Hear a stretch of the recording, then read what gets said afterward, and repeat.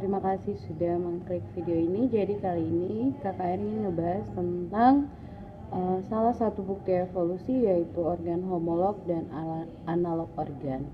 Tapi sebelum KKR ngejelasin lebih jauh, kakak minta tolong yang belum subscribe silahkan di subscribe. Kemudian jangan lupa nanti di share ke teman-teman kamu, agar teman-teman kamu bisa tahu juga tentang biologi yang kakak bahas hari ini. Oke, apa sih organ homolog itu? Jadi organ homolog adalah organ tubuh yang memiliki struktur yang sama, tetapi pada akhirnya memiliki perbedaan karena banyak faktor. Salah satunya adalah karena habitat yang berbeda. Oke, dan untuk organ homolog sendiri ini akan memperkuat evolusi divergen. Jadi kalau kakak bilang divergen itu identik dengan organ homolog ya. Apa saja sih organ yang homolog? Itu ada tangan manusia,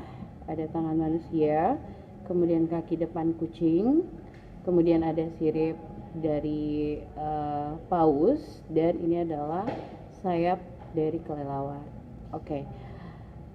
Jadi keempat gambar ini dari tangan manusia, kemudian ada kaki depan kucing, kemudian ada sirip paus, dan ada sayap kelelawar, memiliki kesamaan dari struktur, memiliki humerus, radius, kemudian ulna, dan jari-jari.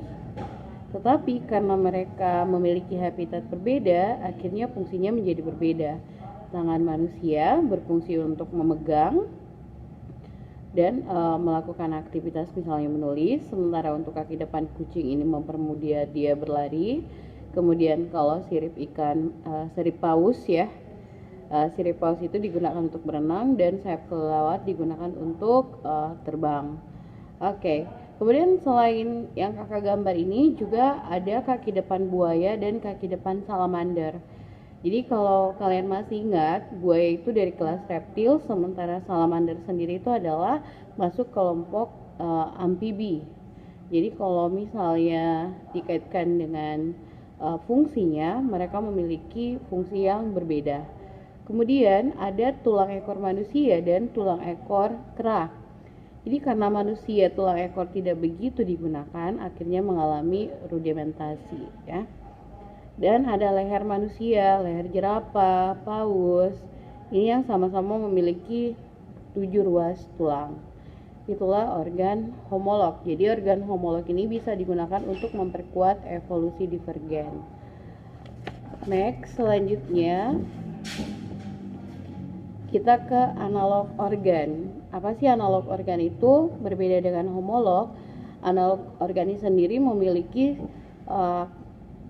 jalur struktur yang berbeda, dan secara filogeni juga memiliki perbedaan antara satu spesies dengan yang lainnya, tetapi karena habitatnya sama, akhirnya organ mereka memiliki fungsi yang sama.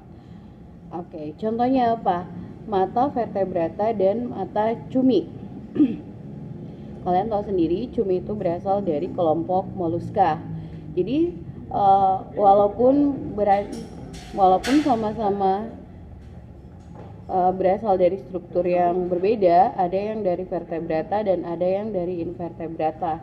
Tetapi karena sama-sama memiliki retina, walaupun nanti pada cumi retinanya tegak, sementara kalau vertebrata retinanya dia terbalik. Oke.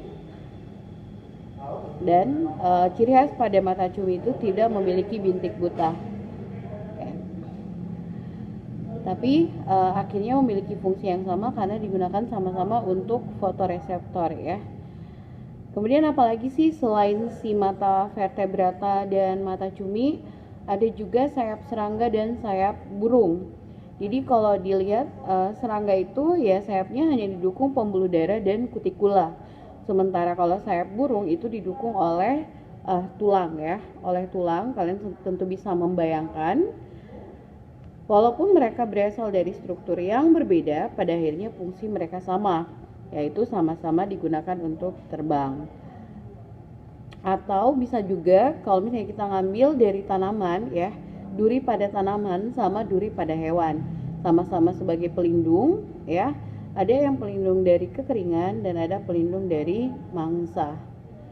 Oke, jadi kalau misalnya kita bicara analog organ ini identik memperkuat evolusi konvergen.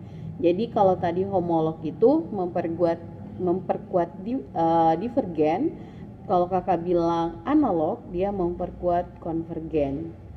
Oke, jadi kalau misalnya kita dari penjelasan kakak, kalian tentu bisa membedakan antara homolog organ dan analog organ. Yang pertama adalah karakter yang mirip ya, tetapi fungsinya nanti berbeda, itu dimiliki oleh homolog.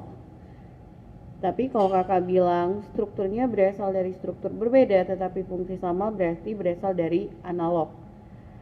Dan kalau bicara kedekatan filogeni, berarti yang paling memungkinkan adalah homolog.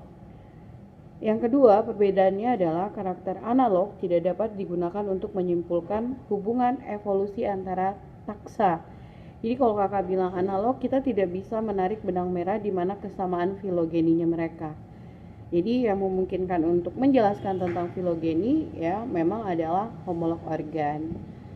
Oke, sekian perbedaan dari analog dan homolog organ untuk bukti evolusi. Terima kasih sudah mengklik video ini. Jangan lupa di-share ke teman-teman kamu. Semoga bermanfaat karena materi ini sering sekali keluar di ujian ya. Terima kasih banyak. Assalamualaikum warahmatullahi wabarakatuh. See you next video.